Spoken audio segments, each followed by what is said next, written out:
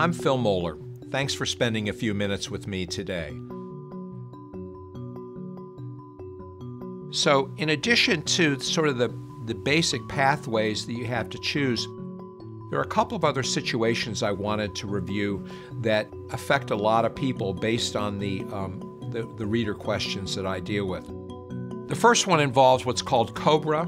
COBRA is an acronym for a law that was passed in the 1980s that provides people guaranteed access to health insurance if they lose their employer insurance. It can be continued for up to 18 to 36 months, and for a lot of people, COBRA is a great deal. It really relieves a lot of stress if you happen to lose your job. You got a lot of worries about not having a job, and one of them you don't want to have in that group is whether or not you're going to have health insurance. So COBRA allows you to continue your health insurance.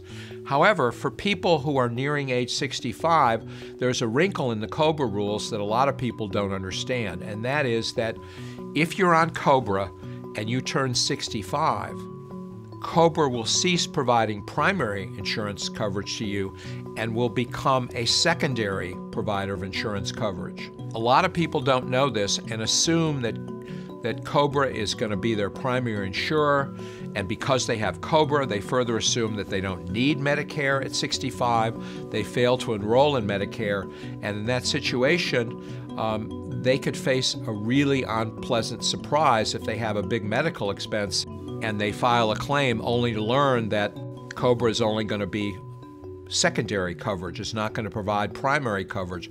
That can entail a big financial hit if you have a serious medical issue. So I urge people to be aware of the fact that if you have COBRA and you are eligible for Medicare by virtue of turning 65, you have to get Medicare on a timely basis because COBRA will no longer be your primary insurance provider. I really appreciate you spending a little time with me today. I hope I've helped answer some of your Medicare questions. I realize you may have lots of other questions. Medicare can be pretty complicated.